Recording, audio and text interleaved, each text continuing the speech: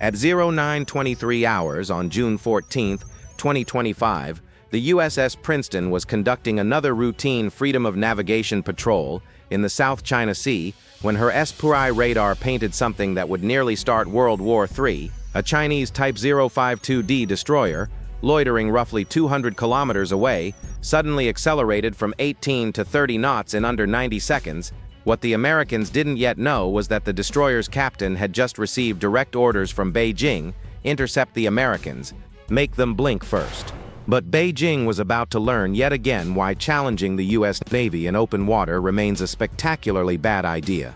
The Nimitz carrier strike group had been doing what American sailors have done best for over 75 years, keeping the world's most critical sea lanes open, so Chinese factories could keep selling cheap electronics to Best Buy. They were 180 nautical miles from the nearest Chinese territory, operating in international waters, where $3.4 trillion in global trade flows every year like clockwork. The mission was textbook freedom of navigation, predictable course, transparent intent, and professional conduct, the kind that separates real navies from floating militias.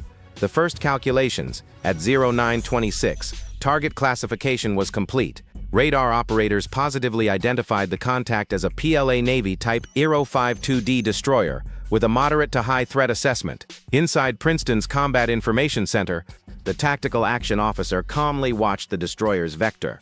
That calm comes naturally when you're sitting above 122 vertical launch cells, packed with enough firepower to turn any hostile ship into reef material.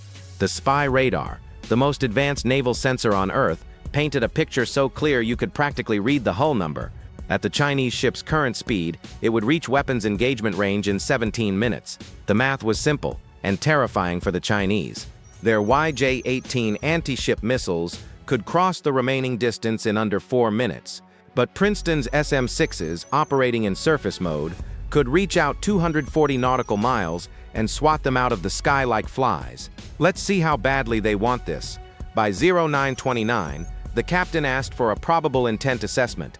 The answer was obvious. At current speed and heading, the destroyer would be within weapons release range in 14 minutes. All of it at risk if Beijing succeeded in turning international waters into its personal swimming pool. But that would require beating the U.S. Navy in a fight, something that has happened exactly never.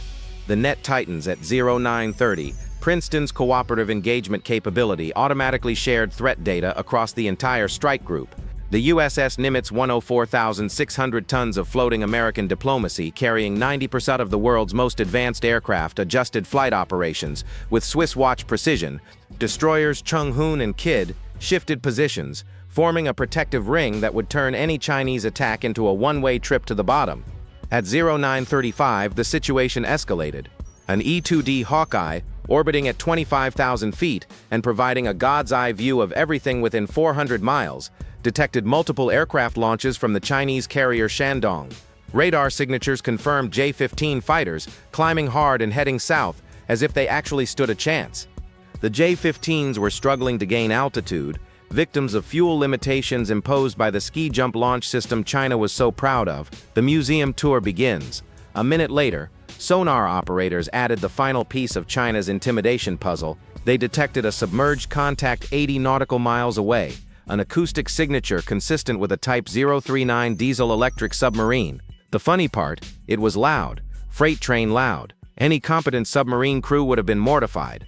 China wasn't just being aggressive. They were attempting a multi-domain intimidation campaign using equipment that belonged in a museum, surface ships designed in the 1990s, carrier aircraft that couldn't launch fully loaded, submarines so noisy they might as well broadcast their position on AM radio. It was textbook bullying, effective only if your target is weak or scared. Unfortunately for Beijing, they had challenged the wrong navy in the wrong ocean.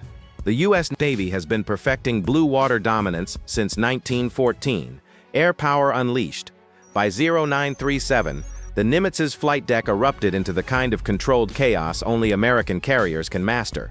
FA-18E Super Hornets from VFA-14 Toff Hatters, launched every 45 seconds, a ballet of precision ski jump carriers can only dream of matching. Steam billowed from catapult tracks as American naval aviation did what it does best: project power.